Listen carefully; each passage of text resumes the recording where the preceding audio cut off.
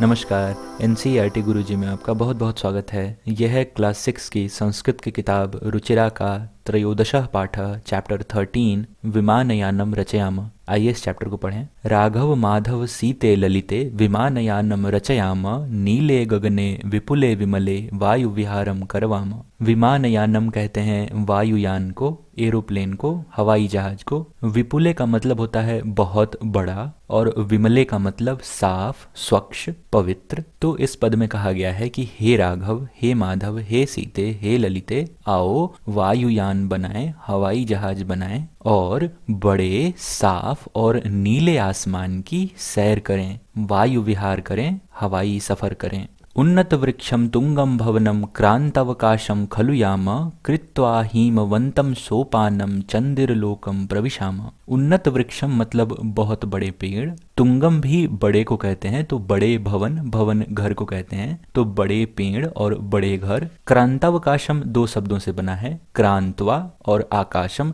क्रांतवा मतलब पार करके, आकाशम मतलब आकाश। हीमवंतम सोपान कहते हैं बर्फ की सीढ़ी को। चंद्रलोक, चंद्र लोक को कहते हैं। प्रविशाम मतलब प्रवेश करें। तो इसे पूरा इस तरह समझेंगे कि ऊंचे वृक्षों, भवनों, घरों और आकाश को पार करके हम चलें, बर्फ की सीढ़ी बनाकर चंद्रमा के लोक में प्रवेश करें, चांद पे चलें। शुकश्चंद्रः सूर्यो गुरुरिति ग्रहान ही सर्वान गणयाम, विविधाः सुंदर ताराश्चित्वा मौक्तिकहारम रचयाम।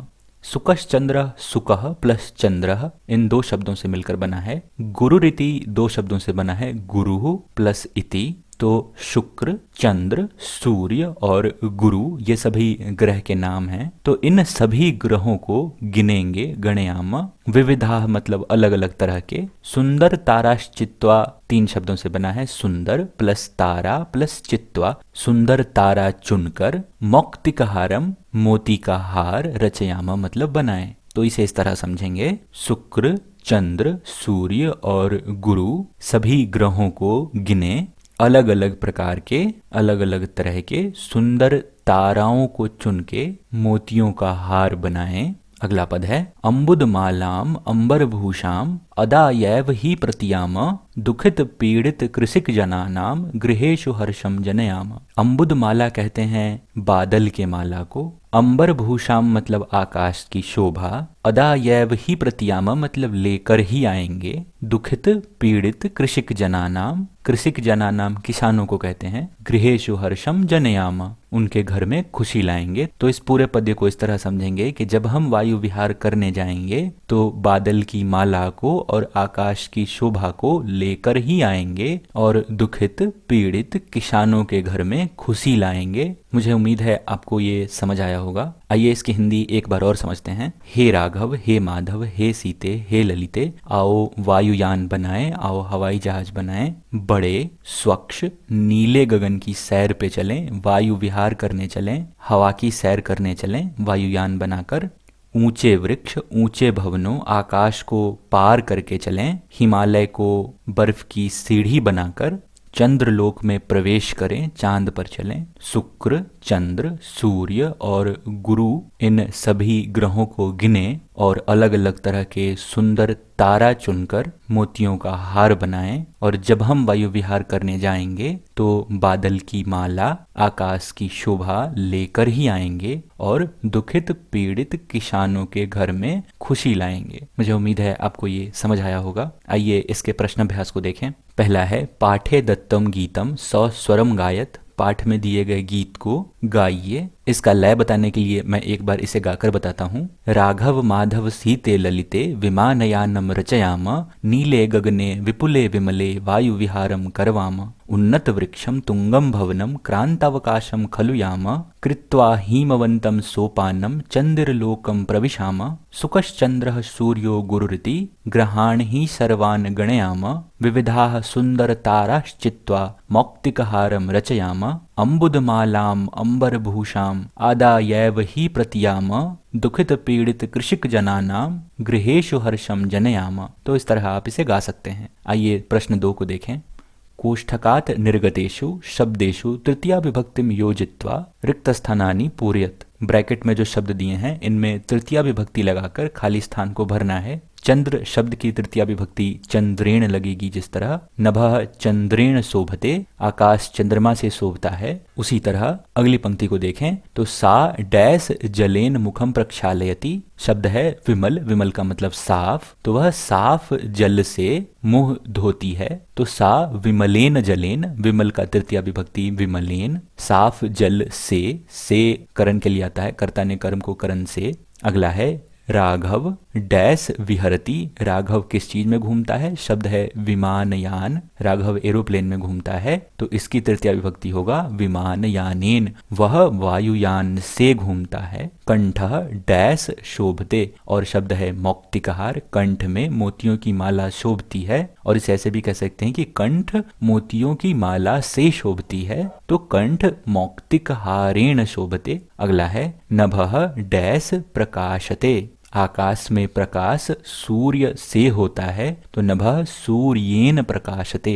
अगला है पर्वत शिखरम डैश आकर्षकम दृश्यते, तो अम्बुद माला में अगर तृतीया विभक्ति लगाएंगे तो बनेगा अम्बुद मालाया। पर्वत शिखर बादलों की माला से अच्छे दिखते हैं, आकर्षक दिखते हैं। अगला प्रश्न है भिन्न वर्गस्य पदम चिनुत, इंग्लिश में इसे ऑड वन आउट कहेंगे, हिंदी में जो शब्द अलग हैं उन्हें चुनकर निकालिए। तो एग्जाम्पल के लिए दिया है सूर्य, चंद्र, अम्बुद, शुक्र, तो इन तीन शब्द सूर्य, चंद्र और शुक्र को देखें तो ये तीनों ग्रह हैं, और अम्बुद बादल है, तो अम्बुद हम चुन के निकाल लेंगे, ये इन तीनों से अलग है। उसी तरह पत्राणी, पुष्पानी, फलानी, मित्रानी, ये तीनों गार्डन में मिलने वाली चीज हैं, पत्ते, फूल और फल। मित्र हमारे दोस्त, इनमें सबसे अलग हैं, इसलिए मित्रानी को हमने चुन लिया। अगला है जलचरः, खेचरः, भूचरः, निशाचरः, जल में रहने वाले प्राणी को, पानी में रहने वाले प्राणी को जलचर कहते हैं, उड़ने वाले को खेचर कहते हैं, जमीन पर चलने वाले को भूचर कहते हैं, और रात में चलने वाले को निशाचर कहते हैं, रात में घूमने वाले को निशाचर कहते हैं। तो जलचर, खेचर, भूचर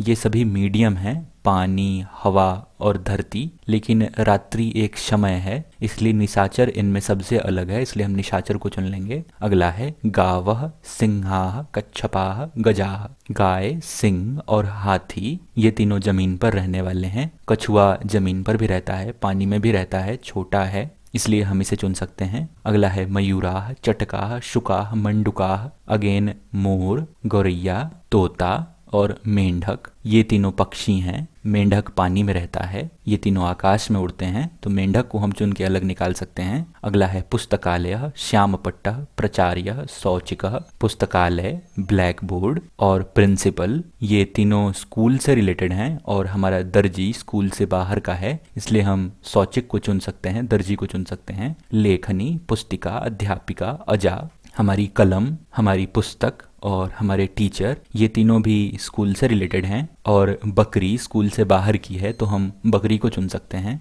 अगला प्रश्न है प्रश्नानाम उत्तरानि लिखत, इन प्रश्नों के उत्तर लिखिए। के वायुयानम रचयन्ति, वायुयान कौन बना रहा है, तो वायुयान राघव, माधव, सीता और ललिता बना रही हैं, तो इसे इस तरह लिखेंगे कि राघव, माधव, सीता, ललिता वायुयानम रचयन्ति। अगला प्रश्न है वायुयानम कम कम क्रांत्वा उपरि गच्छति, वायुयान से किन किन चीजों को पार करके ऊपर जाते हैं, तो वायुयानम उन्नत वृक्षम, तुंगम भवनम, आकाशम च क्रांत्वा उपरि गच्छति, वायुयान से हम ऊंचे ऊंचे पेड़, ऊंचे मकान और आकाश को पार करके ऊपर जाते हैं। अगला है वयम कीदृशम सोपानम रचयाम, हम किस प्रकार की कैसी सीढ़ी बनाते हैं, वयम हिमवंतम सोपानम रचयाम, हम बर्फ की सीढ़ी बनाते हैं। अगला है वयम कस्मिन लोके प्रविशाम, हम किस लोक में प्रवेश करते हैं, तो वयम चंद्रलोकम प्रविशाम, हम चंद्रमा के लोक में, चंद्रलोक में प्रवेश करते हैं। अगला प्रश्न है